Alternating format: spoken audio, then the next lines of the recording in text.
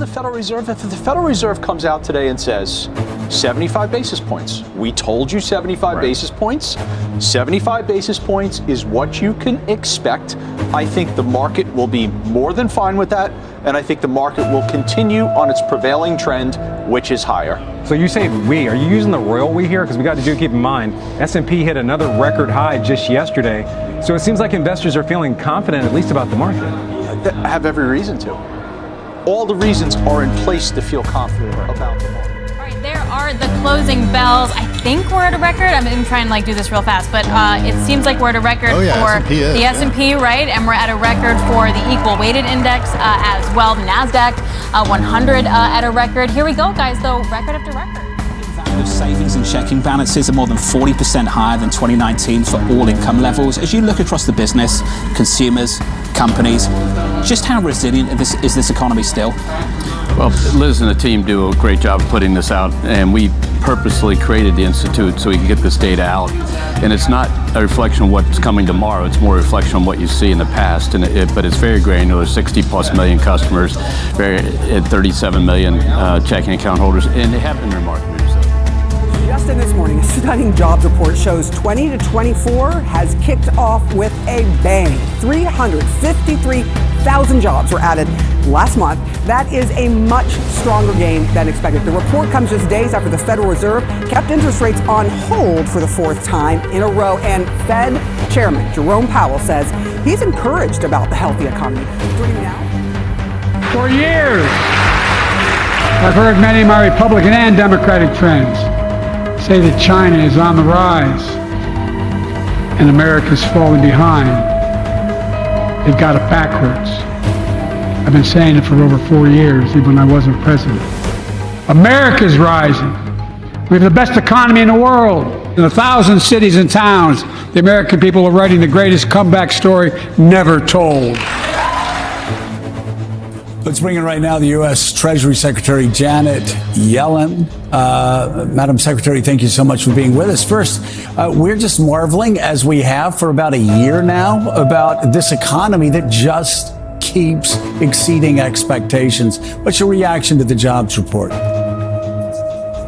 Well, I agree with you.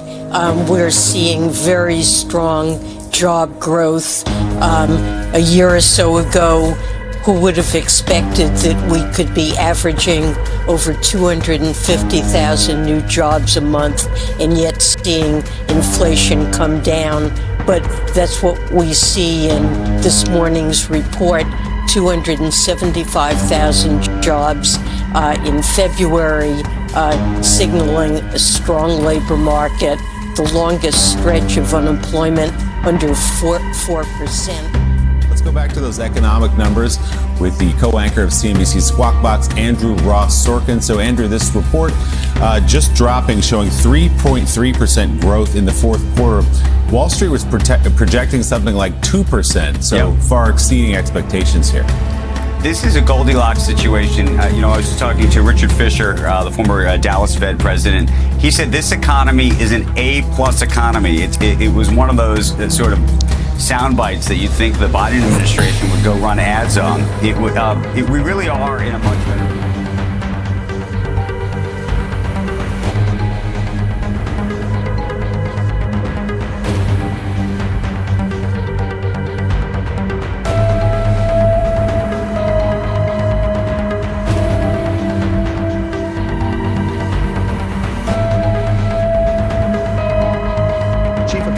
Global strategist and the founder of Shift Gold, our good friend Peter Schiff, back on the program. So Peter, they put out the CPI numbers. They go, oh, it's all great. I remember the job report last month. They underestimated on purpose and said 122. We got 300-some thousand. So they keep saying jobs are up, inflation's going down, everything's great. That's not the true story, is it, Peter? No, I mean, first of all, the only reason that jobs are going up is because people are forced to take 2 or 3 jobs because prices keep going up and their paychecks are not. And of course, we've been replacing full-time jobs with part-time jobs, so the numbers would favor extra jobs. But today's inflation report was a disaster. It really confirms what I've been warning for months now, that inflation is bottoming, that we're not at the peak, but we're at the trough, and we never got to 2%. In fact, if you look at the core for the month of January, which the Fed prefers, it was up 0.4% on the month. If you annualize that, that's 5% a year. I mean, that's really where we are. And of course, you probably have to double that to get to the actual rate because the government's rate so understates what's going on. Exactly. So the inflation problem is far from solved. In fact, it's here permanently, and it's going to get a lot worse as the months go by. Now, I want to break a few things down in here. And one of the things is higher inflation. Well, what does inflation really do?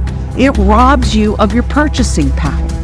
And, you know, the interesting thing to me is that if you go to the Fed, which I probably have a chart in here, but if you go to the Fed, the Federal Reserve Education Department, you will see the loss of purchasing power out of the original dollar and what that used to buy, right?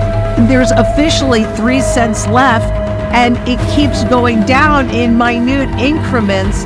But the reality is over 4,800 times, without exception, 100% of the time, the government-based fiat money is abused and it goes to its true fundamental value, zero. American consumers are feeling the pinch when it comes to the cost of food. Overall inflation is certainly easing or slowing, if you will, but new Labor Department data shows that the amount being spent on eating has hit a 30-year high.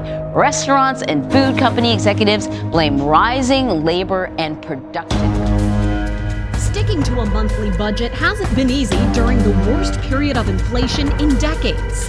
Newly released data from the USDA shows consumers spent 11.3% of their disposable income on food in 2022, the highest share since 1991. It was largely driven by a spike in spending on dining out after COVID lockdowns. Between 2019 and 2023, food prices rose 25% according to the USDA, in large part due to supply disruptions from the pandemic and Russia's war in Ukraine and an avian flu outbreak. Well, a new report provides some new insight into just how expensive food has really become. Well, recent numbers reveal we haven't seen groceries like this in 3 decades. Yikes. ABC's Andrew Denbert breaks down the data. Rising food prices are taking a bigger bite out of household budgets. The Wall Street Journal reports Americans have not spent this much on food in 30 years. In 1991, consumers spent 11.4% of their income on food. And today, here at home, inflation sticker shock is hitting millions of Americans hard. Families forced to cut back on just about everything, including summer vacations. Here's ABC's economics correspondent, Deirdre Bolton. Tonight, with inflation near a 41-year high, families are cutting back. Instead of 3 gallons of milk, we get 1. One California resident is finding a creative solution. I started a garden.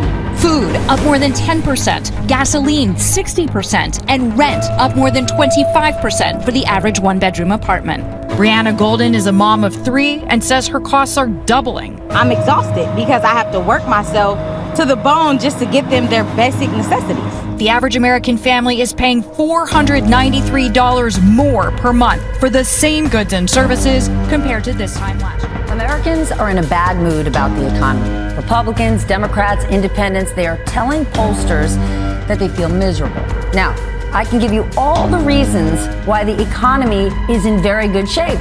Employers are still hiring, wages are outpacing inflation. Even today, news that inflation was up just over 3% compared to a year ago. Really good news. But here's the problem. Americans are mad. They're mad because so many things cost more than they did before the pandemic. Groceries are up 25%, rent is up 21%, auto insurance up 35%. And for many, it is not about inflation slowing back to its old pace before the pandemic. They want prices to fall back too.